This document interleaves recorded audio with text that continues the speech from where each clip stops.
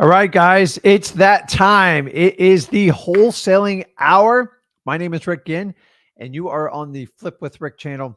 And today is really cool. We're going to talk obviously all about wholesaling, but we are going to get down and dirty on government list.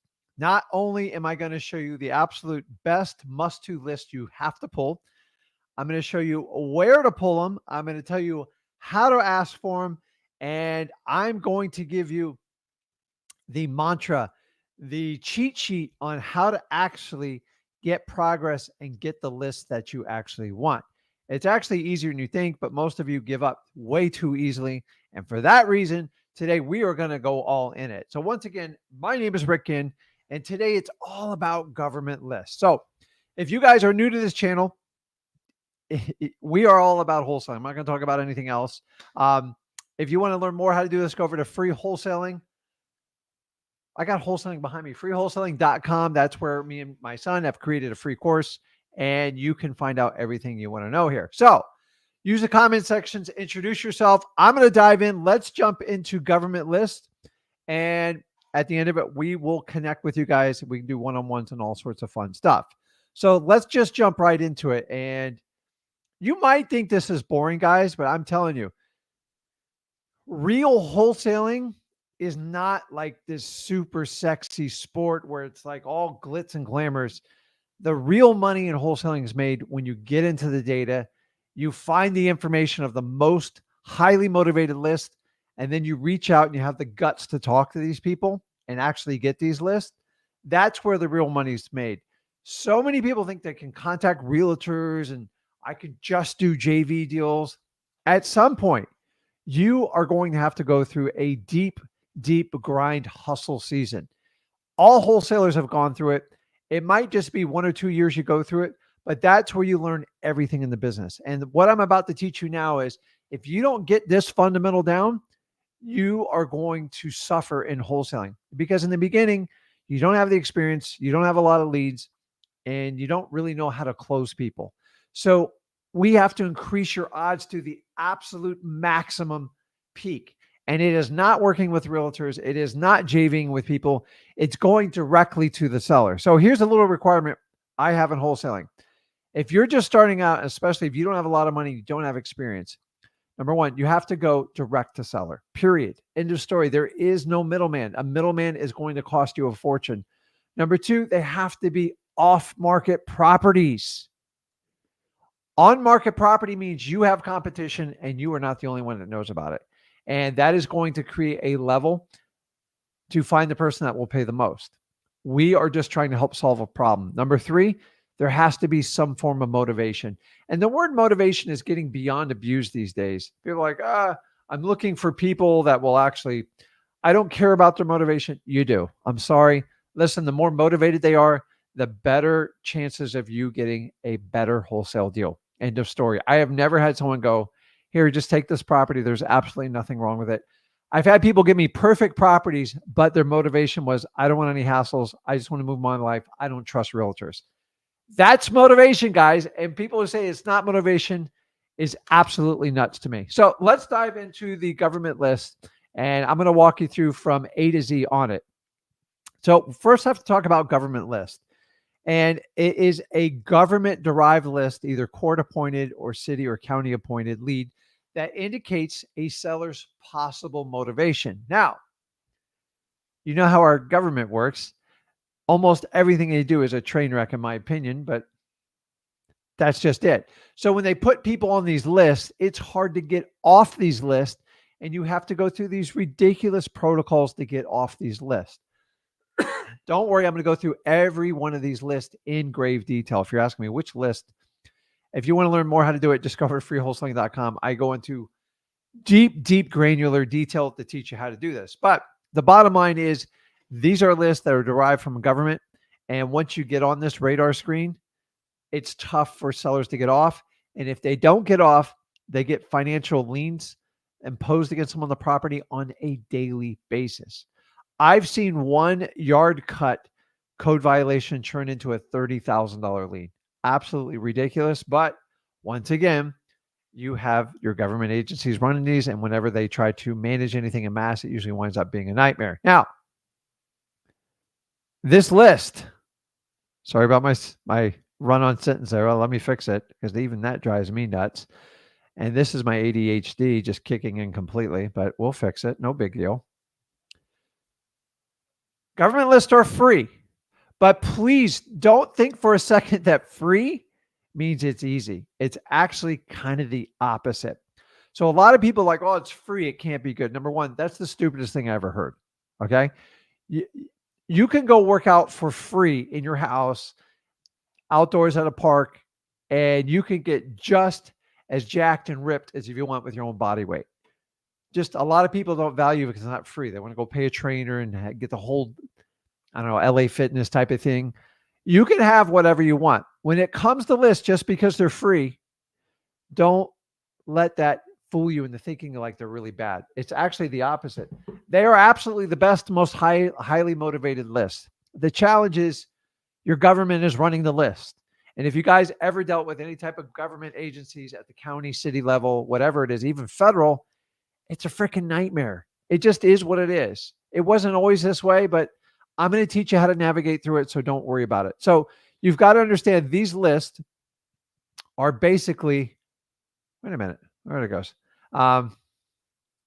They're free, but I will tell you, I love when wholesalers go out and get these lists because number one, they listen to me and Zach.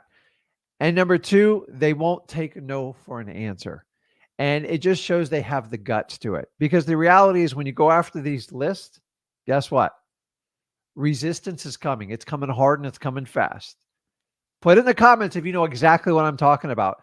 So many people think I'm going to go out and request these 5 or 6 government lists, and it's all going to be dandy. And then you guys get shocked when you only get half the list. I never, ever told anybody this was going to be easy. But think about it. If these lists are challenging to get, most people give up after one no.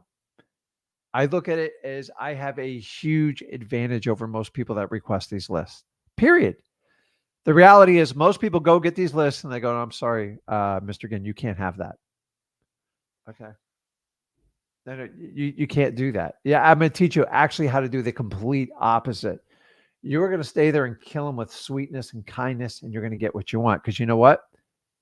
You know what beats resistance? Persistence. If you are a persistence person, I didn't say nagging. I didn't tell you to be a nasty person. I want to use other words, but I'm not going to.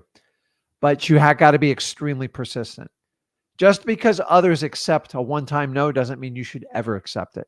And honestly, that should go for anything you deal with in life. Stop complying with everybody who tells you what to do. Stop being a sheep and following everybody else. Go out and cut your own path. You are going to get resistance, but if you learn how to be persistent and rephrase the questions, you can easily push through the resistance you get on these lists. Don't worry, I'll walk you through it. If anybody wants to role play it, I'm happy to do it with you. Here's the truth, guys. This is going to hit you hard, so you might want to be sitting down for this next statement. Most wholesalers are just too lazy to pull these government lists.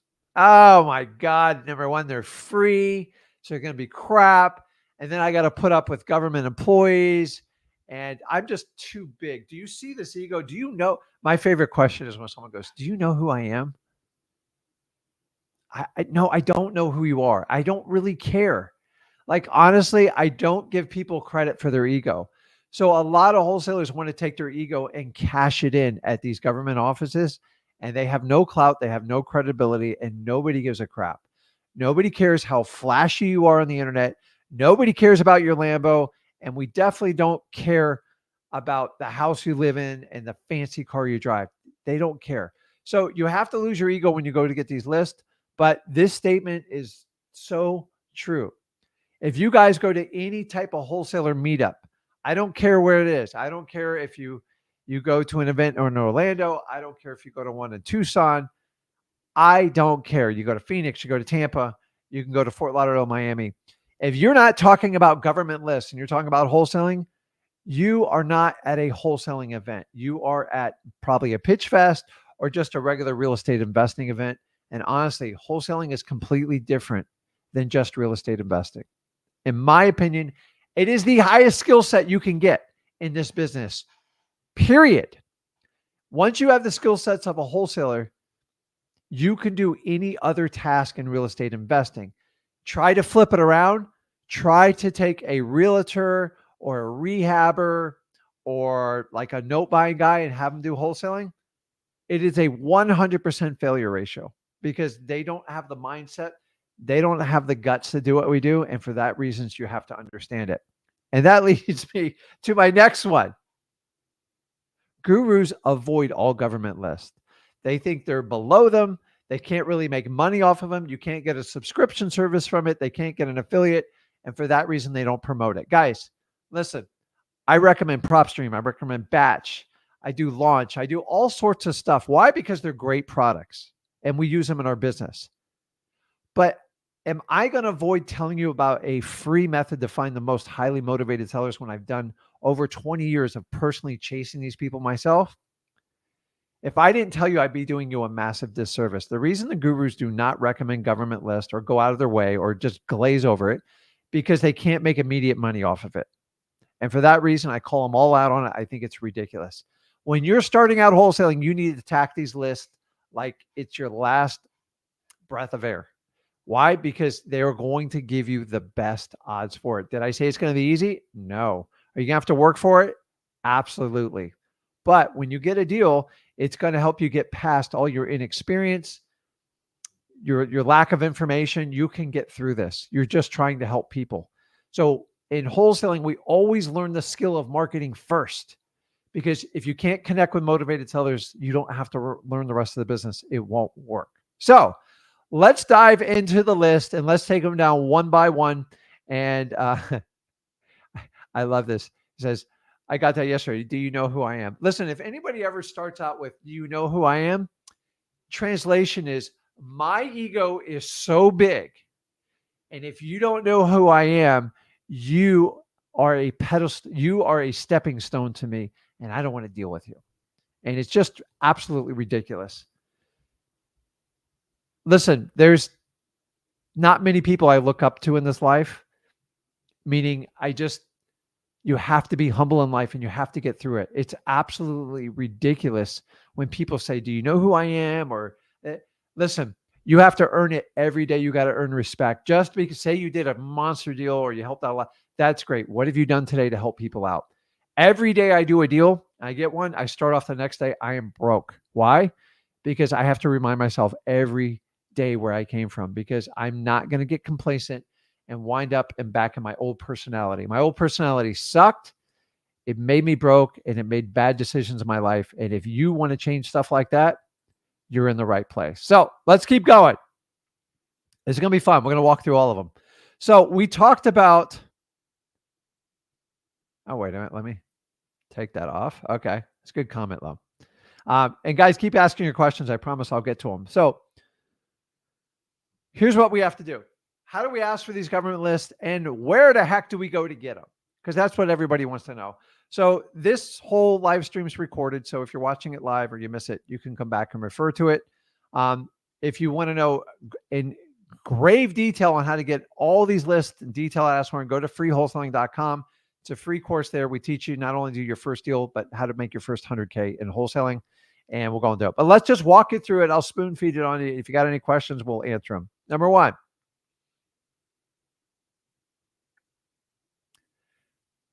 how to ask for them. Okay. So let's talk first on how to ask for them, and then I'll show you where to go.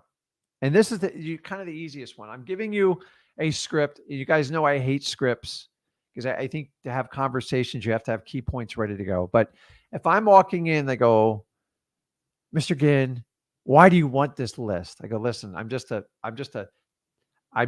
regular tax-paying citizen or student. I'm telling you guys, if you're young, use the student. It gives you a free pass every time. Somebody's always working at a government counter and they have a kid in college, they got a kid in high school, or they got a kid in middle school doing some sort of research project. And once they go, oh my God, it's a student doing his research project, they usually will roll over for you. But if you're old like me and you can't pass like that, I just use the following line on your screen here. Listen, I'm a tax-paying student. I'm doing a little independent research from the county records. Can you help me out? That's it. Don't go in and go, I'm a wholesaler and I'm going to flip these properties. I'll make $20,000, $30,000 off them. They're going to judge you instantly and you're never going to get anything from them. Remember, here's the problem you guys are dealing with. You have a gatekeeper of public records. Yes, every record I'm going to show you is technically public, but the challenge you have and why you get resistance is a privacy policy of each department.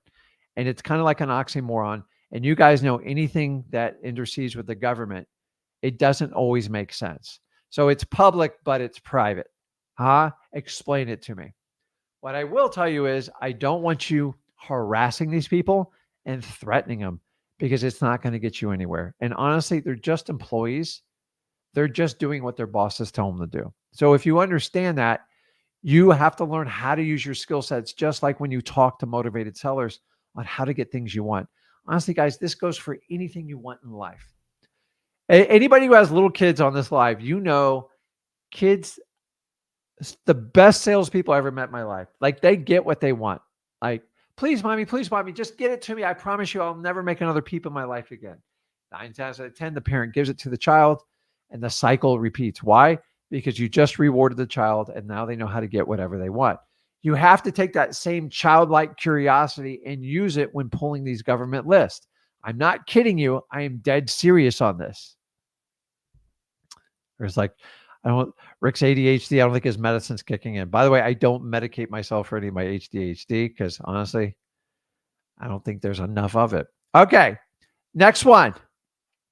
So let's go through each of the lists. So code violations, hands down, top list. Okay.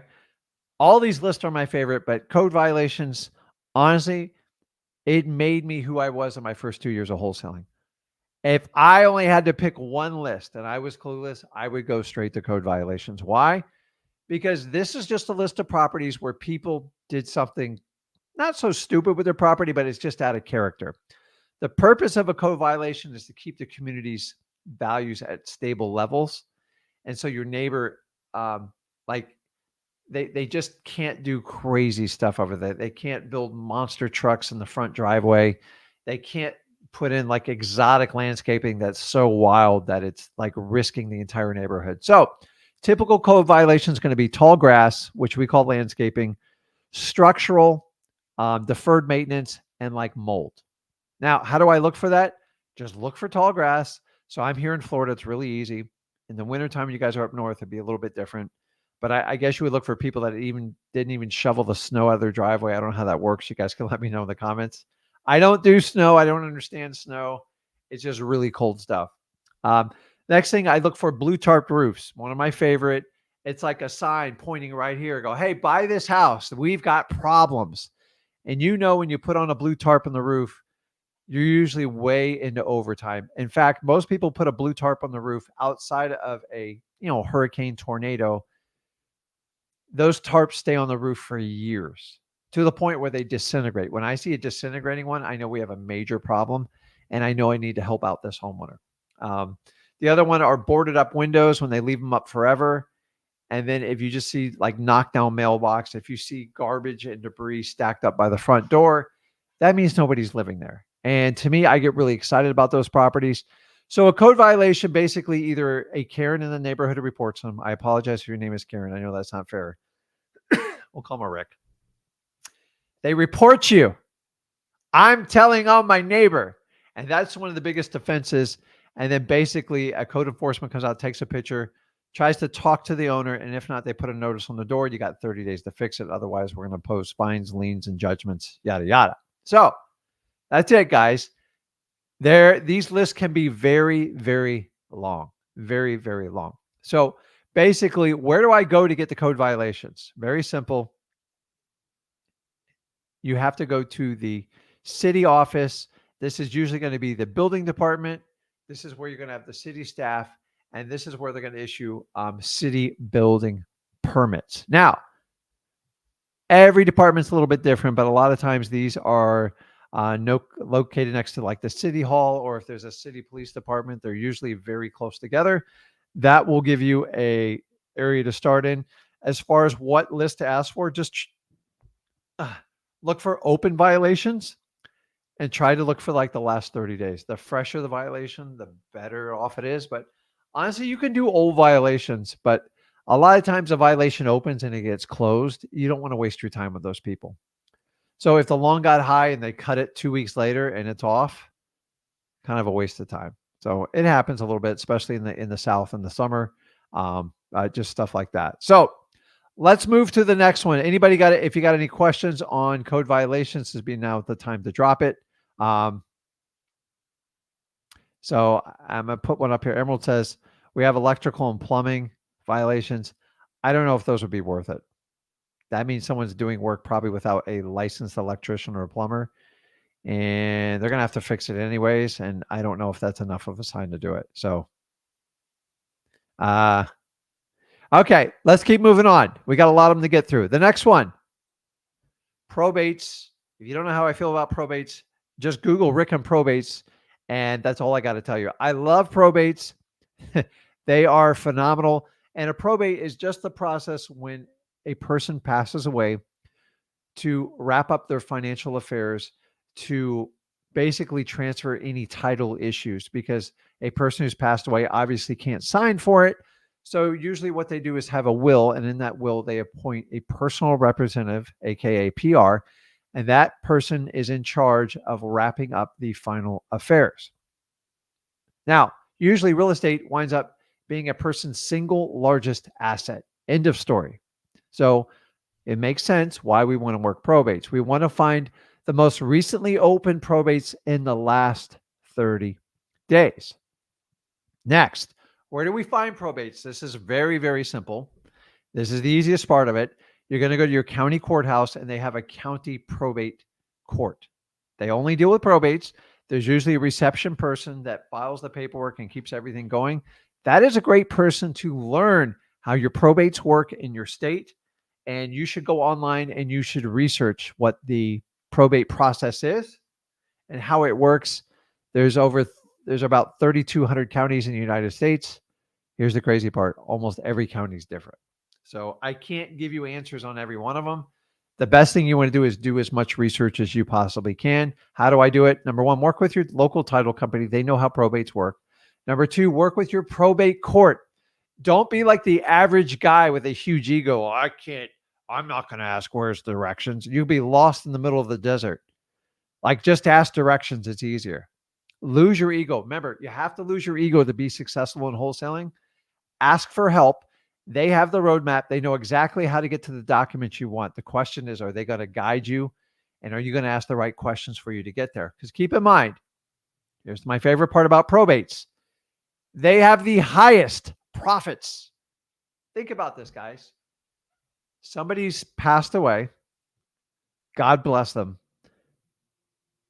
And when they passed away, the house is typically outdated and the house is customized to take care of an elderly person.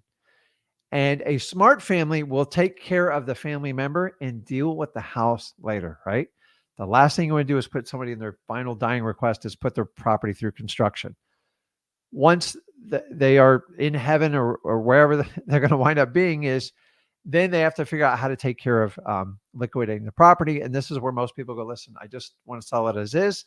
Maybe they have an emotional attachment to it. It's hard to walk back in the home where you had a loved one, especially a parent or anything like that. So you can see how people would have challenges with it. And then we provide solutions to them to take care of almost everything. And by the way, most probates I buy it with everything. They're like, can you just deal with everything? I'm like, that's fine. And sometimes I'll give them $1,000 more. It doesn't matter. The stuff inside the house isn't worth anything to me. But if it helps me get a deal, I will throw in like an extra $1,000 or something like that. And then I'll have an auction company just come in and buy it on site. I don't do auctions in the house because they trash the houses when they do auctions. But remember, your main focus is always on the real estate, nothing else. We are not, what's the word? We are not garage sale people. We don't do trade stores. We don't do consignment stores. Guys, that's all stuff that will distract you and waste your time. I don't want you doing that. So I love probates. Here's the challenge with probates. It is challenging getting these lists because everybody wants to hide behind this privacy policy. Sometimes you can get them online, but 9 times out of 10, you got to go in person and pull them. People ask me how often. Depends on how many leads you have. But the reality is get the most fresh, updated information, and that gives you the speed advantage over everybody else. Remember, in the beginning, you don't have the regular skill sets of a wholesaler. So what you have to do is you have to make up, and you got to go find the best leads possible with the highest chance of getting a deal done. And a lot of times these people will overlook some of your inexperiences. They did with me. Why? Because I went straight to where the deals are. I didn't have to sell anything. I just walked them through it. And each deal I got better and better. If I started trying to do this on MLS or just trying to JV with other people, I would have probably failed miserably. This is why I'm so hung up on government lists. I don't make a dime off telling you about government lists, but what I do is I make you successful. And the more wholesalers I can make successful, the better the result, the better the experience for you, and the more you're going to listen. I want to work with the Ginns because they actually told me the truth and showed me how to do this. They didn't hammer me with a course. And that's what I want to teach you. So we got probates and code violations. Please, my God, you have to do these in your businesses. If you're not, you're missing out on an incredible, incredible profit center with the highest motivation, in my opinion. Now, here's the catch with probates. You're not going to get a probate call every minute on the day. Honestly, it's not uncommon to get 1 or 2 phone calls in a month. You're like, are you kidding me? Here's the cool part is it's not hard to do. You simply mail them a letter. We teach you how to do the whole thing at freewholesaling.com. I even give you the template. I can't make it any easier for you. Here's the key is when they call, you have to answer your phone live. Don't be one of these gurus that thinks your ego is so damn big you can't answer the phone live, because do you know who I am? Answer the phone, be a real human, and let them talk to you. And if you can strike a deal, that's great. You got to be patient. Learn more how to do it over at freewholesaling.com. Next one, tax delinquencies. I love tax delinquencies. Let's go into it because honestly, I think this is probably the most misunderstood government list of them all. So let's deep dive it a little bit. What do I want in a tax delinquency? Well, you want the average median price to be at the point you want it to be. Do not chase down $1 million homes on the tax delinquency. You're wasting your time. They're not going to be selling you a home. I've got 20 plus years data. You need to stick to your average median price or below of the target market you are wholesaling in. Once you get on those big numbers, those people are just using the tax government system to offset financing, because a lot of them have $50,000, $60,000 tax bills and they'll wait 2 years to pay it based on their own company's cash flow. So average median price at or below. And so you're typically looking under 450. And then basically you want them owning at least 2 years behind in back taxes. One's not the worst, but 2 says we have massive problems. Okay. That's it. Here's the really cool part. Where do I go to get tax delinquency? Very misunderstood. They're going to be at your county offices. It's always at the county level. Real estate property taxes are assessed at the county level. They're not, occasionally there's a couple little townships, but for the most part, it is a county revenue. So it's an expense to us, a revenue to the government, because, you know, the government doesn't make a dime. They only spend our money. The government has never, ever been profitable. And whatever little times they are profitable, they usually do it by accident. They're terrible business people. But county offices, a hint, if you have a DMV, building permits, or a county commissioner's meeting hall, you're in the right spot. So people always ask me, okay, Rick, how often do I pull a tax delinquency? Well, taxes can only be delinquent once a year. Take the hint. Ready? Yearly. Okay, once a year. Now, you need to find out in your county when taxes are due. So in Florida, the first tax bill is due November 1, and you get it mid-October. Actually, I'm expecting a big fat stack of invoices here shortly, and I'm not crazy about this time of year, but I set my money aside for the properties I owe on it. A lot of people that don't pay their property taxes in their mortgage get this big fat bill. And if they're on tough economic times, which a lot of homeowners are right now, inflation's killing everyone. The grocery store's a nightmare. Gas is ridiculous. And you get a $5,000 or $6,000 tax bill. You're like, honey, how are we going to pay it? And like, I don't know, set it in the, we'll figure out how to pay it later aisle. And then that happens to millions and millions of Americans. And after a while, after 3 or 4 months goes by, they wind up on a list of delinquent taxes because they're going to sell what they call a tax certificate. And then basically from that, it will be sold, and then someone else will pay you the taxes and they get an interest rate. I'm not here to get into all of how that happens, but you only got to pull it once a year. So an example in Florida, they're due in November, 4 months later, 4 to 4.5 months later, they wind up on a tax delinquency list, usually in March and April. Actually, April 100%. Once they're on that list, they're target one. I look for people that owe 2 years or more on an average median price, going to be 450 or below. And that's what I target. And you have to sort these lists. You want to make sure you get them in an XLS file, and you got to be super nice to these people. Now, it's not the easiest list to get anymore. The crazy part, it is 100% public information, but how they deal with the privacy policy is the absolute nightmare on these lists. And you got to keep that in mind when you do it. So, okay. Let me keep going here. What else I got? Okay, next one. Water shutoffs. My God. If you guys haven't done the water shutoffs, I'm going to give you the good and bad on it. So first of all, water shutoffs is basically when people stop paying their water bill and they shut the water off. I know it's crazy, but it's a common sense statement. You want to look for people that have non-payment, and you really want to look for the last 30 days. You can go back the last 60 days, and you got to make sure it is the keyword public utility company. Some people call it government utility, but it has to be public. If it's private, they're not going to give you the information because it's a private business. Now, if it's public, it does not guarantee you're going to get that information. Quite the opposite. I find water shutoffs one of the more difficult lists to get, but I just want you to know that you will get resistance on this list, and you're going to have to sweet talk your way through it. And if you can overcome resistance with persistence, you have a great shot at getting it. I have never guaranteed everyone you're going to get all these lists. You never get everything you want in life, but you do get the stuff you go after in life. And if you understand that difference, you can actually function in life. So let's talk about this. Where do we go for the water shutoffs? It's just your local utility company. Honestly, I find the phone call the best, the first, and occasionally you have to go by there in person. These can be difficult employees, but keep in mind, when you're shutting off people's water, people do not get happy. So there's no bulletproof grass or anything like that. It's not like the IRS or the state when they're collecting their taxes. But water shutoffs, think about this, guys. When someone shuts off the water, that house doesn't function anymore. No one's taking showers. No one's washing dishes. There's a lot of stuff you can't do without water. I'm not going to get into the graphic details of it, but it's disgusting. Okay.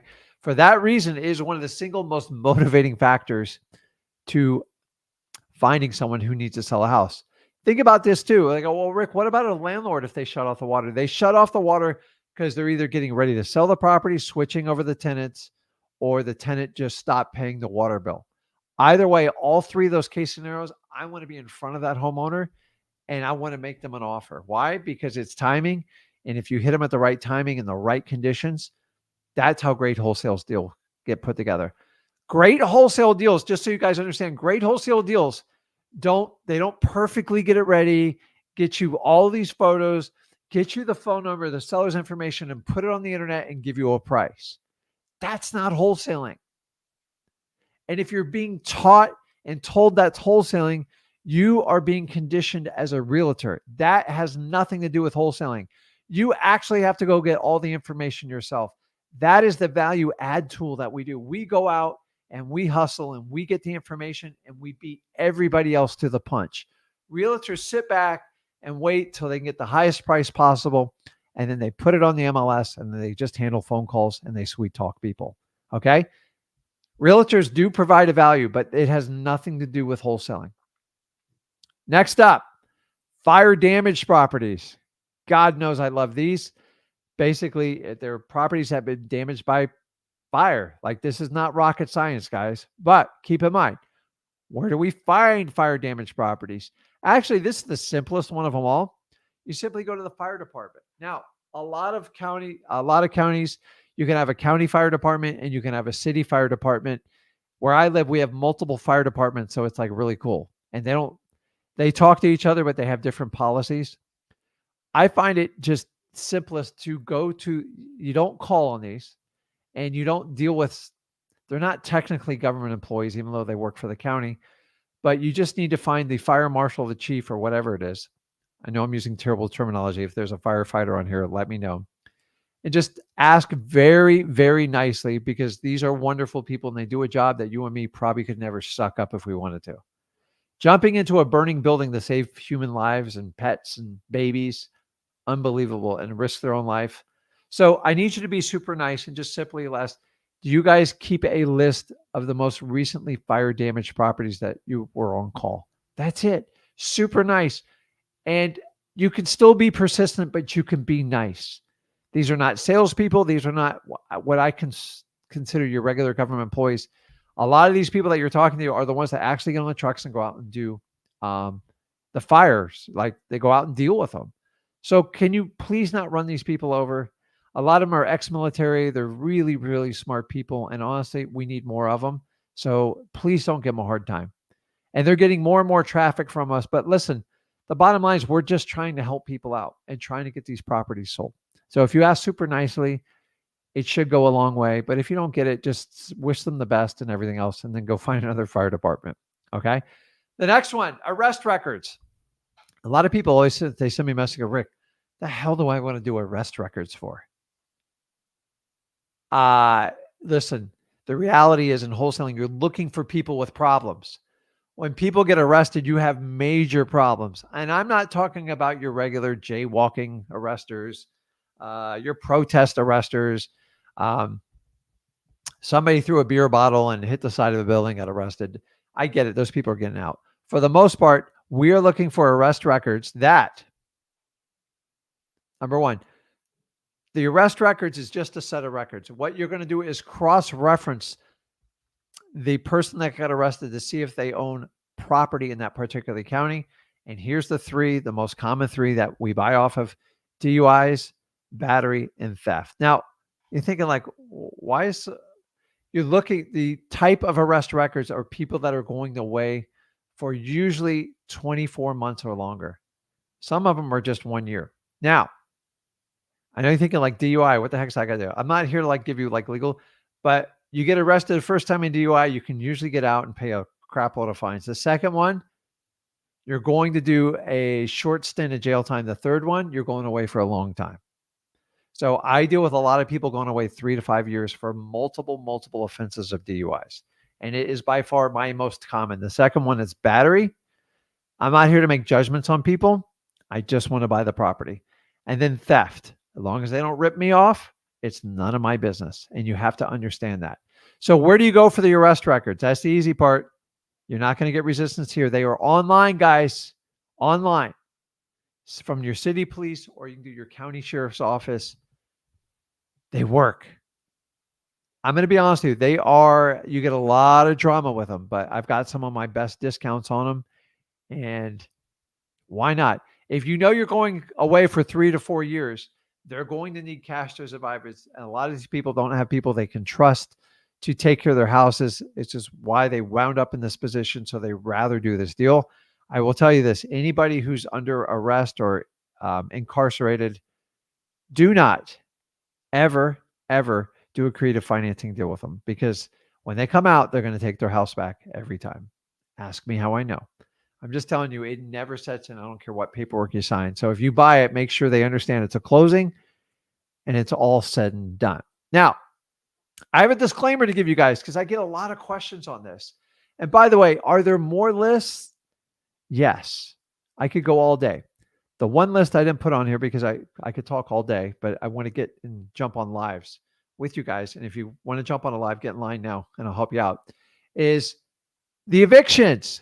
You just go down to your county courthouse and the evictions, extremely public. You should get zero resistance, and you have to deal with landlords. Some of them own 1 to 4 properties. Those are my favorite. That people own 100 or more properties on eviction, you're usually wasting your time with them. That's my experience with them. People always ask me about divorce. I hate that list. Divorce is hard on everybody, but whenever they got kids mixed up into it, it's always one person wants to sell it cheap. The other one wants $1 million. And like, you can't force two people that hate each other to make a decision for the common good of the family. It usually doesn't work out that well. I've done divorce ones, but I don't chase the divorce list down because it's painful. There's no other word. Now, here is my disclaimer.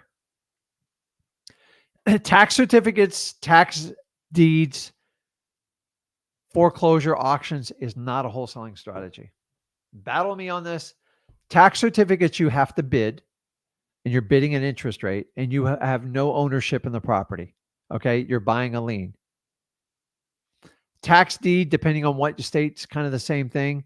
And a foreclosure auction, you're bidding. Whoever pays the most wins. Do you really want to be that winner? Guys, when we talk about this stuff, it has nothing to do with wholesaling. Say you go out and buy a tax certificate or a tax deed, tax certificate in particular, all you did was buy a lien. You have no more control.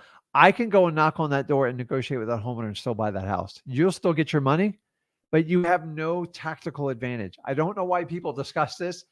I buy them all the time. People goes, wait a minute. How did you buy that house? I own the tax certificate on it. I go, okay, here's your $2,200. Go have a nice freaking day. You don't have any authority other than the lien that you bought.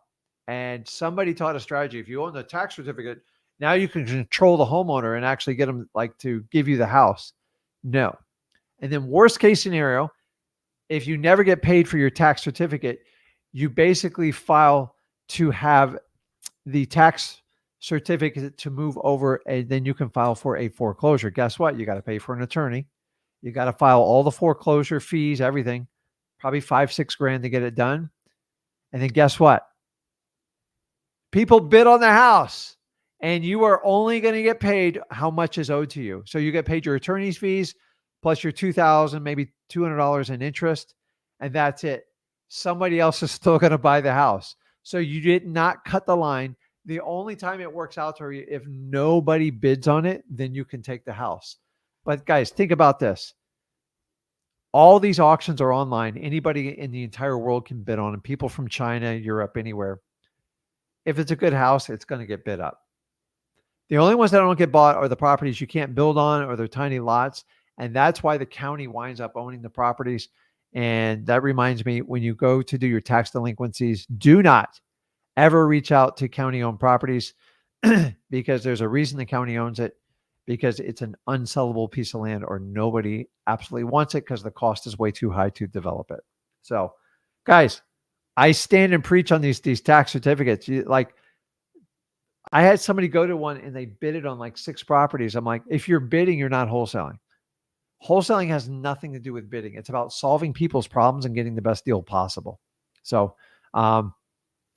so Rob's right there. On top of it, when you do tax certificates, any type of auctions, every state has a different redemption. And a right of redemption is like in some states, the homeowner has up to 1 year to buy it back at the whatever amount I guess the court sets it. Could you imagine waiting 1 year to see if someone's going to buy a property back? Now in the state of Florida, they only have 3 days. So it's like pretty black and white because they hold the title back in that for, I guess it's first 72 hours, whatever it is. So like if it doesn't go, it doesn't go. But like, can you imagine waiting a 1 year? So guys, if you want to ask a live question, what I want you to do is if you go over to Wholesaling Houses for Real, and that top link, there's a StreamYard link, and you can jump on there. And that is the best way to do it. So now that we have that, let's see here. I had another question. You see, what am I missing here? Okay. Okay, let's just jump in the lives. Drew, what's going on, man? Hey, Rick, this is crazy. What's going on? So, real quick, I'm Zero Forever. I'm the one that had the guy that was like, "Do you know who I am?" That was me. That was my comment. That happened yesterday. So, What comment was that? when he goes, "Do you know who I am?" Oh yeah. That was me. Yeah. So, real quick, Don't you hate that comment? It's like I had to really just, I had to just do it because I really think I got a good. I'm working on this good lead. yeah. It's a fire damage. It yesterday, took pictures, did the whole 9. And when you're looking at the graphic in freewholesaling.com where you got the 1,500 square foot and heavy, I didn't want to guess, but I kind of increased that number from 60 to a little bit more because the only thing that is going to be left over is the studs. is the Okay. framework, right? Yeah. So I kind of assumed, I mean, and I'm also asking is that if it's fire damage, we can kind of increase that number from 60 to say maybe 80 or 100 depending how bad it is, right? I mean, we want to be conservative with our numbers, but at the same time leave enough wiggle room for the assignment fee. Yeah, and sometimes you can ask the owner, usually when there's a fire, Yeah. there's some sort of estimator out there that throws them a number. Yeah, so Sometimes they're accurate, sometimes they're not, but like that's always where I start. And then I kind of go, okay, do we need to go up or down depending on the situation? we got there before the insurance adjusters did. That's how quick we were to figure Wow. this Okay. out. So my sister was all over because it's in her neighborhood. And then the other question I have here, and I'm gonna pull this up, is in preparation for this, how do you or Zach deal with the contract objections, specifically referring to the marketing clause that you have, or like the lockbox showing clause? If you get resistance there, and I have in the past, what is your best way to counter that? Well, listen, everything's negotiable. Like sometimes I let people win a battle so I can win the war. Hmm. I do this all the time with lawyers. Okay. I'm like, okay. Like, so sometimes you ask yourself, some people are very like just they want to change everything or anything to show their validation. That's the Right. problem you have with a lawyer. The lawyer looks, listen, the reality, most lawyers look stupid and they go, yeah, that contract's perfect. You don't need me. I've never ever heard that statement. And if I did, it's like, oh my God. So you can have a perfect, the board approved, uh, the bar approved, the board of realtors approves it, and they still want to change the contract. And I'm like, didn't you guys write this contract and you're asking me to change it? Yeah. So I always start with our contracts first. Sure. Yeah. And remember, you can put whatever you want in the contract. It doesn't My you got to pass the snuff test. So when right. somebody objects to it, so first you got to identify, is it the homeowner? Because that's the only one I ever really worry about it. With Yeah, the the lawyer stuff, homeowner. I get Yeah. through it. And when they ask, so if you have a property that's fire damaged, I assume it's vacant, right? Yeah, they've already, everything's burnt up. Everything is black. I mean, Yeah. 90% of the home. Yeah. I Like I mean, said, it's the only just, thing left is but is the listen, studs. this is going to be a tall order for me to even buy this house. I got to have people coming in and Right. out of it, and we have to assess what the real damage is here. And instead of me having to bug you every like 30 Right. minutes, in my experience, this is just the easiest way to handle it. I'll do whatever you want. Do you want to show up for every meeting? Right. Because it's just, I But have what to about do the some due marketing? diligence. I can understand that, but what about the part that says like we can advertise it, put it on Zillow, put it on Facebook, put it on Listen, we swing for the fences and ask for what we can get. But yeah, like some people are, not everybody complies with what we want. right. And then what you got to do is get to the root cause of like why they're objecting to it. Oh, And, you're gonna make money off of this, and you're gonna I don't. I just well, that's you what I know do. But like you have a property that has an issue here. I'm looking to yeah buy it. yeah I am going to make a profit. I have no idea though. yeah And I have to have some room because there's a lot of issues going on here. And I don't know if I'm going to keep it. We're going to fix it up. I've still got okay. to get clearance from the city or the county. And there's a lot of stuff to I, do. You told me you wanted to get, and I always go back to what is it that they wanted to accomplish when they originally called you? And right.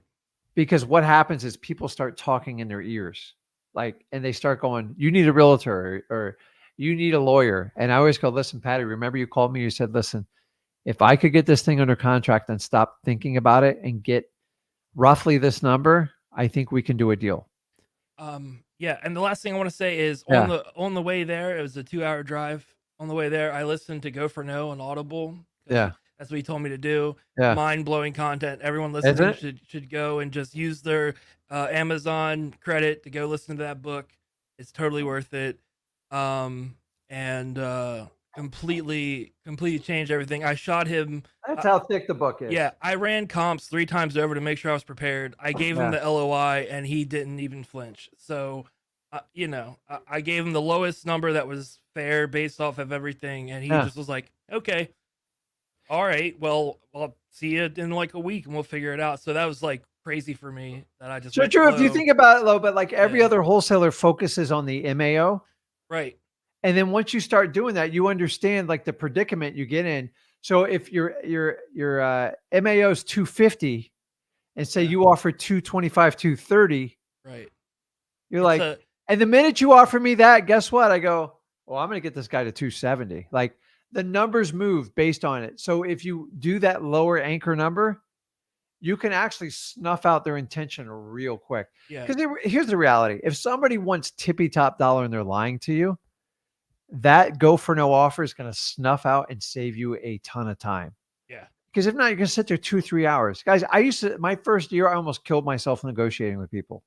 And someone told me, he goes like, why do you take so long to do it? And so I went and researched, I go, what's the most efficient way to do this? And it's like, go for it. So I actually met the guy who wrote this book. He's like, simplify it, Rick. I go, damn, that's smart. Yep. And I don't even take credit for it. But I noticed that all wholesalers try to get a yes. Yeah. If you actually go for a no, you'll do better in wholesaling. And honestly, in the beginning, we don't have the experience. We haven't done enough deals. So most new wholesalers, here's a real red flag. Yeah. You guys overpay for properties. Yeah. Because you don't know any better. Yeah. And so did it feel weird making that offer? It was like, so like I ARV'd it at 270, but because it's completely need to be redone, I know it's going to go for 320 in the area based off the neighborhood. It's local. It's got a school, elementary school right across the street, really good property, right? So I know it's going to go for more, but we have to go with what we have, right?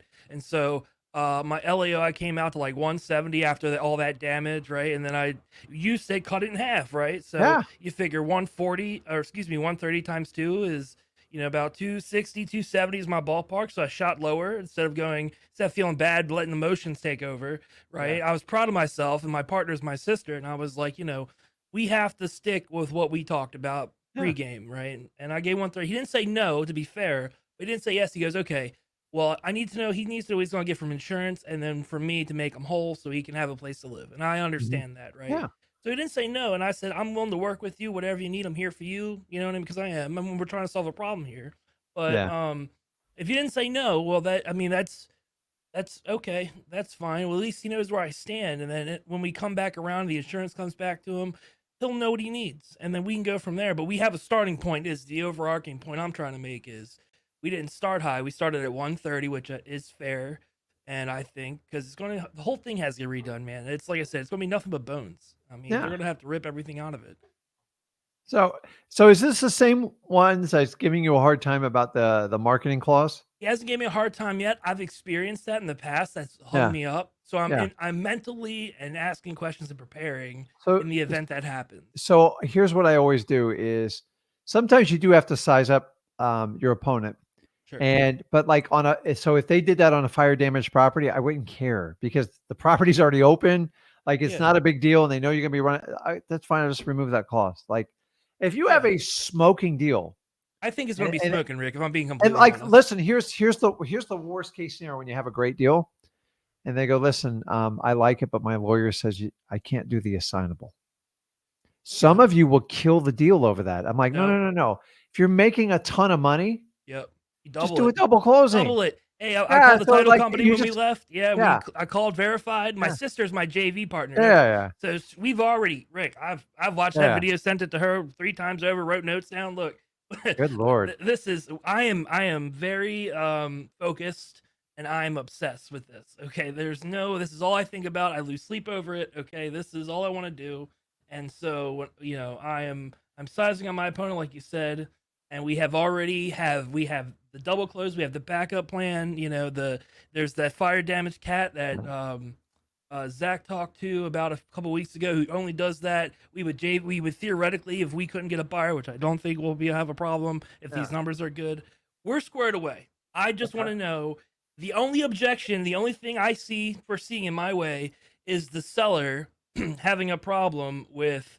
What do you mean you're going to market it? What do you mean you need access to the property? You know what I mean? And so I've dealt with that in the past. It's caused me problems as a baby wholesaler. And so now I'm gung-ho. I don't have a job, if I'm being honest. I lost my job because of the government shutdown, man. This is all I got. So I'm going listen, we ask for stuff. And if people are going to go through, listen, if someone's selling me something 50 cents on the dollar, I'll pretty much give them whatever they want in that contract. If you know the deal's tight, nah. I'm like, I'm sorry. I like if it's tight and then they're going to take away my final strings that I can I'm like, no, I'm done. Like, I'm not going to, guys, listen, we don't make money when we work for free. And you have to size it up. I go, listen, we have a way of doing this. And if it doesn't work, honestly, I could probably remove that clause, but we have to talk about the price. Yeah, I think this is gonna be a slam dunk, and I'll Yeah, circle yeah, back. and just do it You with know, that. So it's just, listen, I don't get everything I want on a contract, guys. It doesn't always, but I will tell you, I get a hell of a lot more from off-market properties direct to seller. Try on market with a realtor, you ain't getting crap. Like it's like they act like assignability is the most amazing clause in the world, and if you get it, it's a gift. It's standard where we come from. Yeah. So if you understand and you're fishing in the right pond, which you definitely are, we just got to teach you to get this deal, harvest the money, and teach you to repeat it over and over. That's it. And then from there, then I teach you how to scale it. Yeah, that would be for a future live, and I go, okay, I have all this money. Tell me what to do, Rick, please. I How do know. I? But listen, I got at least a dozen guys coming out to my live event on Thursday, Friday. All started just like you. Like, crap, I lost my job or this happened. Yep. I'm going to figure this out. And really, really took me and Zach's information to heart and absolutely ran with it. And they were so excited when they got their first deal. And a lot of them said, listen, I want to JV with it. I go, listen, just do it on your own. I need you to put as much money in your pocket. And then they go, okay, I got to figure out how to do it. I go, just keep doing exactly what you do. And we'll do a couple extra things.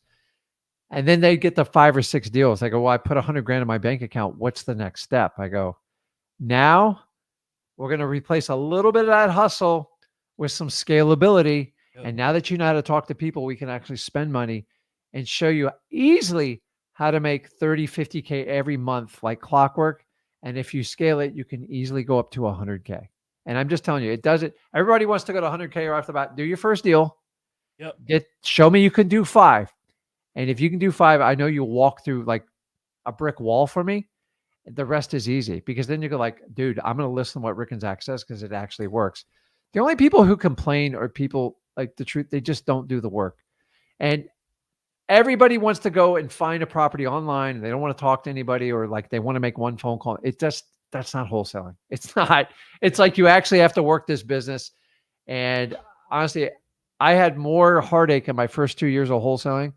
But honestly, I had such wild epiphany moments. I just couldn't believe when I made like $50,000, $60,000 to put in a bank account. I remember staring at my wife. I'm like, and I was completely uneducated about money, to be brutally honest with you. And I had to go through a long learning curve. So anything we can do to help you accelerate it here Yes, sir. is awesome. I use wholesaling as a leverage, a tool to get what I want in life. And I don't know any other vehicle that's better than wholesaling. I tell you, I've been in the business 21 years. So I can confidently say of all these people that teach you how to do day trading, currency trading, Forex, these Amazon stores. Now this is it. I'm just telling you, they all get shut down. It's like, honestly, they all like, there's a reason for it. Yeah, this is the and answer. Here's what they do is they all want to do wholesaling when they think it's hot. If you just go on wholesaling and do it and learn it, and you can do anything else you want. You can collect properties and do that. But like people who get in and out of wholesaling, run. Yeah. Run it means they don't know what they're doing. Because I got to tell you, from 2016, 17, really 2015 to 2020, 21, you could have put a monkey in wholesaling. Like people were like, they were just bidding up anything. People were buying properties at retail levels and marking them up 10%. That's not wholesaling. It's pure speculation. Wow. And I harvest the money, dude. I took a ton of money during that time, but I was telling you, people don't know how to wholesale anymore. And so now we're going back through the learning pains of the fundamentals of the business. So if you can stay on point, Drew, and keep with the fundamentals and keep doing what I'm saying, there's a reason why I keep this business plan. It's simple. Most gurus and stuff complicate the crap out of this. You have to keep it simple. Find the highest motivation and help people solve problems and be an outside the box thinker. And don't try to act like you're a realtor because it ain't gonna work. No, I'm this. I've been through the ringer. I've been through the guru. I can't wait. Hopefully one day to tell you my story. I've been through so much stuff, and this is the first time where I can just see the light at the end of the tunnel. And I really feel like if he shoots me, if he says, okay, let's do 130, and I shoot him the purchase and sales agreement, and we move forward, this is going to be like a slam dunk. And So when you get an answer from him? So he needs to, I was just there yesterday. He had talked with his wife, and then the insurance company has to give him a number, and they just have to have enough A and B make C so that they're whole and they can have a place to Okay. live. And so if the insurance company comes through and gives him enough, it's not going to be on me or my offer to make Yeah. it because there's nothing left in the house. There's nothing there. It's gone. It's just all gone. I know. So I think the low offer will just be like, it's. I think it's more than he expected. I think he thought less than 100, but I did the formula 3 times from Sunday, man. Yeah. It's correct. Imagine if you didn't use the go for no, you would have paid a lot more, and it would have been stressful when you Yeah. went to sell it. Because here's the reality, guy. We don't know what we're going to sell stuff. That's why you have to fight for the deepest discount. Yeah. Because it's a pain in the butt to go back and ask for discounts. Yeah. So you might as well, even if you, okay, I'll ask one discount, but when you have to ask for an $80,000 discount because you didn't you were lazy, you're not going to get it. I told him, I primed him and said, this is like $100,000 in damage. That was my prime. It's like, this is a lot, it's a lot of money. Like you said earlier, like this is, so 130 and it's going to be a 320. And when it's all said and done, because everything has to be brand new. Look, I think this is going to be a north of $20,000 wholesale fee. I really do. Well, you got it. Okay. Keep us updated. Yeah, I will. I'll let you guys just know. Keep doing what you're doing and keep in mind. So I went work on this deal. Yes, sir. But you got to be looking down the field like all the other deals that you can work on. Because the one thing is you want it to work out, you're in. But remember, one deal doesn't make or break you as a wholesaler. Yeah. Even if you have to learn the art of detachment, because if you become too attached and you will get your heart broken a few times, and you can't let that take you out of the game. You're doing everything you need to do. I bought a fire damage list for my county. I'm getting ready to cold call all those right now. Okay. So. Awesome. Take care. Get it, Drew. I appreciate you. Yeah. See ya. Good stuff, man. You guys just like calling off the list, man. It's, the reason it's just not super sexy, and it actually seems kind of boring. And like, I get it, but okay. Maj, you there? I'm here. Can you hear me? What's going on, man? Yeah. Can you hear me? Yes, sir. What's Thanks going for on doing today? this, Rick, man. I problem. appreciate you and Zach doing your thing. Like, I've learned so much over this last year of really getting serious into this. But most of the deals I've done have been creative deals, and I'm realizing that there's no girth there. There's no meat on the bone. So, well, listen, I will tell you, I do love creative financing. I think it is amazing, but the problem is, depending on how you do it, it's really hard to just do creative financing unless you have an extraordinary amount of skill set, an extraordinary amount of resources.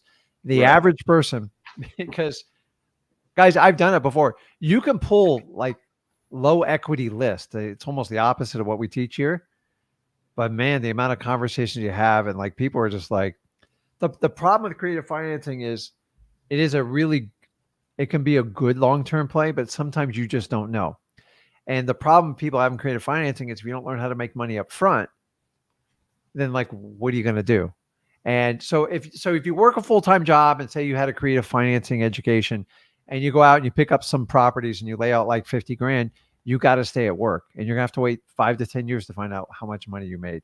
And by the way, I've owned a lot of sub-2 properties, subject to, and they don't always work out. Like, people don't understand, just buying a creative financing deal does not mean you did good, because anybody will do it. And I find their new threshold is, oh, I bought a creative financing deal. And I always go, how much money did you make? They're like, I don't know. I go, I gave the guy 30 grand. I go, so you gave them 30 grand. How much money you make in a month? Like $200. I go, $200. Mm-hmm. I go, what's the exit plan? Well, I'm going to do this and that. I go, okay. I go, so basically you were 30K in the hole, and you're going to figure out how to get it going. And that's my problem. I don't have a problem with it. I find creative financing in my wholesaling. I do not separate it because it complicates the crap out of it. I'll find a referral or something like that, but would you say people are much more educated about how their financing works in their properties and like how to actually sell it now? Because it's so mainstream that the average seller is like, they know if they have a low interest rate on their property. I saw a deal that came across my desk the other day. Somebody's asking for 35% of the value of the home up front to do a creative financing because they got a 3.5% interest rate. Mm-hmm. Like, you got to be out of your mind. Like, people are really going to come up with 35% just for a shot at doing creative financing. It's like the numbers are kind of getting insane. Here's my problem with it.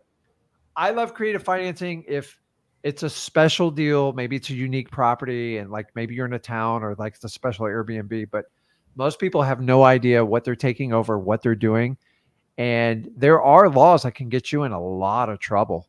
And I will tell you this, the United States government is working actively now because there's so much pressure on creative financing to find ways to restrict it. Now, you already know most mortgages, you can't really technically just take it over. You know that, right? Mm-hmm. Yeah. But like for them to find you in the weeds and stuff like that. So here's my challenges. I don't like when people pitch creative financing to replace wholesaling, because that's a ridiculous argument. And so unless you have thousands of leads and contacts all over the country, the average person will struggle with creative financing. Just because you do a creative financing deal doesn't mean you made money. So in the best world, if the perfect creative financing deal is when I take over a property, I give them some money to make them happy, and there's no repairs done to the house. So maybe I give them $3 to $5,000. They're happy. They're like, Rick, take it over. I'm leaving the country. Leaving the country is my favorite phase in creative financing. And then I find someone that they want to put down $20,000. I'm going to make $500 a month. And then I got a nice exit price somewhere down the road. I love that. And I encourage anybody that can do that. But to make money in all three phases is almost like a white unicorn right now, right? Mm-hmm. It's hard because here's the challenge. If I take on a creative financing deal, say is subject to, then now the house needs some work. Maybe it needs a roof. You have to fund all this, and buyers are only going to pay so much. So in the perfect world, I teach people wholesaling so you can generate cash today. It is a job. I don't hide it from you. And if a great creative financing opportunity comes, hopefully you have the cash, the resources, and the education to decide if you want to take that deal down. The last thing you want to do is just take a deal down because here's what people go out. This is the best creative financing thing I can find right now here today. The reality is right now, if you went out and I said, listen, you got to find a good piece of real estate to live in the next 30 days, what would you would just go find the best deal on the market, right? It doesn't mean it's the best deal out there. And that's the problem. Wholesalers have to go chase it, and creative financing, you got to sit back and see if they're going to take it. And there's a whole host of problems with insurance and all this other stuff on the back end. I've had multiple notes called due. In 2008, I gave back 6 properties I did on seller finance just because I couldn't make the numbers work. And I met with the lawyer. He goes, you're going to get killed here. You got to give it back because you can't keep making these mortgage payments because you're going to go broke in 10 years. I'm like, oh. So I like to do wholesaling. And then I think everybody should get educated about how all real estate works. But a wholesaler usually finds the deepest discounts. And then when a deal pops up, you're like, oh my God, I've been primed my entire life for this. And one of my favorite deals is how I learned creative financing is I got a probate deal when I was targeting probates. And ready for this? The person passed away. I go, listen, why don't I just take over that mortgage? They're like, okay. They're like, just give us our $8,000 up front. I'm like, okay. Here's the best part is it was a 15-year mortgage and I already paid 9 years into it. Oh, wow. And I was just like, but I didn't go hunt for it. And I looked at it. It just came through my regular probate deal. So in a perfect world, my suggestion would be to do both. My challenge, and this is my opinion, is when people try to tell you creative financing, you do that so you can skip wholesaling. I don't know if people truly know what they're up against when they make that statement because it's not easy. Listen, wholesaling is not easy. Creative financing is not easy either. The one thing with creative, you got to be exposed to a lot of deals to completely understand all the facets of what you need to do in it. I fully didn't understand creative financing until about 7-8 years into it, but I didn't really pay attention in the beginning, to be fair.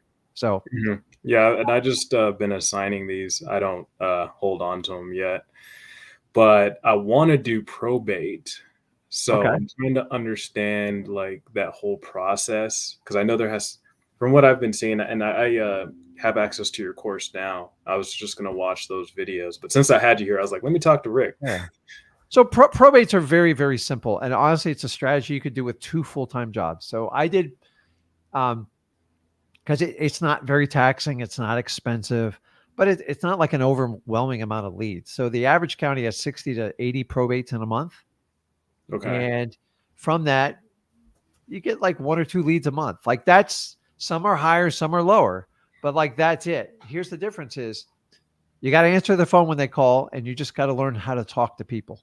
And you have to be very patient with probate. And if someone they go, listen, we want to get the property sold. We don't want to get taken advantage of it, but like, we really just need to let it go because we are like emotionally charged with it. So I get it. If you ever had somebody pass away, or you grew up in a childhood home and one of your parents passed away, it's tough even to walk back into it. Mm-hmm. Like when my mom passed away, I couldn't walk back in the home. I couldn't. I didn't wholesale it, but I sold it quickly to a cash person and let them rehab it. I couldn't go through it. It hurts. And that's a big part of it. And another time, as a lot of times, is people get stuck with the house that maybe they're out of state. Maybe they've never owned real estate before and it's a real hassle. And I just look for the people that want to sell. Listen, if they want top dollar, I wish them all the best luck in the world. I don't fight people. And that's the problem we have with wholesaling is you're never going to make somebody sell a house. But I will tell you this, when you find somebody in probate says, listen, I want to sell it. I know I just need to get rid of it. There's a lot of things that need to happen with the house. Can you give me a fair deal? And that's when I just spend all the time with the world and I just take the time. I get to know them, 5 to 6 contacts. And then by then I usually know the exact number they want and when they want to get it done. And then that house can actually almost be sold retail because you have all the time in the world in the probate. You can speed up a probate or you can slow it down. And then we teach them. I teach you basically how to give them the key phrase that gives you the advantage over everybody else. Hey, Mr. Seller, did you know you don't have to wait till the probate's over to sell your house? Do you want me to show you how? And that's when I say, let's set an appointment. Let's take a look at it and I'll show you. I don't tell them over the phone because I want to meet them in person and let them know I'm completely different than everybody else. And then I walk you through how to do the rest. It's actually really easy. The hardest part is just the marketing, just like it is in creative financing and everything else we do. But I like them. But my average probate deal's about $36,000 wholesale. Would you say it'd be the same either on or off market? Because I was looking at on market probates. Are those like not worth it? They're a pain in the butt. Yeah. So yeah, I mean, because so remember, you're going to have to bid, and then listen, if it just comes down to numbers, you will never win in wholesaling, like to a point for the most part, and you've got to understand that. So okay. Yeah. And then there was I was looking at either probates and also stacking the list because I saw Zach do foreclosures and I think it's vacant properties. Yeah. That are high equity. Yeah. So those ones would be more motivated in a sense because they're in foreclosure. It's vacant, and then opposed to because I'm trying to not have much marketing expense as well. So the government lists are going to be your best friend when doing this. It's okay. Is it a pain in the butt? Yes, but like it's free, guys, and I honestly don't mistake the free part. Like it works. It works. It's just most people don't have the guts to go out and get the list, or like first time they get a no, they walk away. So start with those lists. And listen, the fact that you have a creative financing education is awesome because when it comes up, it won't freak you out. Dude, the amount of creative financing deals I churned down, and I churned it down during the worst market cycle from 2010 to like 13. Mm-hmm. You could have bought thousands of properties on owner financing. It was like, it was so insane. Like everybody offered it to you. And I took up a few. I didn't understand what I was doing, and I didn't have a crystal ball what was going to happen. And it just took time. It took me a long time to understand creative financing because you have to go through so many variables and understand how people think, how financing works. And so for that reason, I'm not a big fan of people just starting out in creative financing because it's confusing. There's a lot of things, and a lot of people take unnecessary risk, and they find out later like, oh, I'm not supposed to do that, or you can't do that. I think eventually the government's going to be so difficult if the mortgage isn't cashed out when it's sold or something like that. But I love creative financing. I just like, if I sat here and waited for creative financing all day, I would starve, or I would overpay for properties, and I don't want to do it. A lot of people go, well, I can pay you what you want. And all of the wholesalers beat you up on the price. I'm like, okay, well, you pay them what we want. How are you going to make money? 10 years down the road, 5 years down the road, or like you're going to refinance it. What's your strategy? And most people don't have the wherewithal to do that. And so I don't like them doing it like right off the get-go. And I did. So I did multiple creative financing strategies, and the worst case scenario happened on me. Rents went back 70%. I couldn't cover the cash flow. You said rents went back? So in Port St. Lucie, from 2008 to 2010, 2011, rents rolled back 70%. Never, no one said this would never, ever happen. I was in shock. And like, I didn't. And so the problem wasn't even the rent number. So many properties were available. You had to give away 3 months just to attract somebody into your rental. Wow. Now, it was short-lived. It was like a 2-year period. But I learned you have to have a bankroll when you own properties. You have to understand. So I'm a really good wholesaler, and I went on a 10-year journey to figure out how to manage money, how to really buy creative financing strategies. But you have to be prepared, guys. Like, nobody ever saw COVID coming, right? Mm-hmm. And so like landlords, I went 9 months without getting paid on one of my properties. 9 months is a long time, and you got to prepare. That's why I like wholesaling. Generate cash now, start with the government list. And then once you get like a bankroll, you can scale it as much as you want, or you can use that bankroll to buy creative financing deals because you know how they're structured and you can find the best deals possible. Gotcha. Last question on that. Training that you have for government list, you kind of walk us through how to find it on the website. Yeah, but like, I do a lot of lives. We do a lot of stuff on government list, and this is one of the reasons I shot the video today. It's just every county's a little bit different. You just got to understand, okay, what am I looking for? Where am I going? And with Chat GPT and stuff like that, you can find a lot of, like, you can get a game plan before you even make a phone call. Okay, where am I going to find the tax delinquencies for these counties? And you can kind of Google it and start figuring it out. And once you put 2 and 2 together, you can knock it out of the park. It takes a little time to figure out each department. I almost lost my mind when I first did probates. I'm like, really? I got to go through this much crap to get this? And I learned that obstacle, that difficult part is what made me so successful, because everybody else gave up. And if you understand that and you go into it, you will do well with it. I promise you. Sweet. Well, I'm going to put this into action then, Rick. Okay. Thank you. Awesome. Okay. I'll see you later, man. Okay. So I had a question here. Michelle asked, Rick, what's the difference between an inheritance online list and an online probate list? One gets to the party earlier than the other one. And guess which one wins? So what I mean by that, an inheritance list is just an old probate list. Once the probate is completed and the court signed off and the lawyer says you're good, you basically wind up on an inheritance list because the property got deeded over to you. Once you do that, you can take it to full market. They get full price. And have I bought deals off the inheritance list? Yes. I think I've bought 2 properties in my entire lifetime. The list sucks. Everybody gets it. They overcharge for it. If you want to beat somebody on an inheritance list, go chase the probate list. Go to your county probate office, court, and go get it yourself. And you don't have to waste time, money, and energy with that crap. So good question, though. I love it. So, okay, guys, I am going to wrap it up because I got to take care of some deals sitting here on my phone, and I got to talk to some employees. So, guys, if you're new to this, go over to freewholesaling.com. Check us out. If you guys want to spend more time with me, I do a Flip with Rick Plus. For those of you in the Flip with Rick Plus, I'll be on in about 5 to 10 minutes. I just got to deal with somebody, and then I'll get to all your questions and help you out. Guys, go back, watch this video. If you want to learn more how to do it, go over to freewholesaling.com. And as usual, if you got value from this, make sure you are subscribed to this channel. Make sure you smash that like button. I appreciate you guys.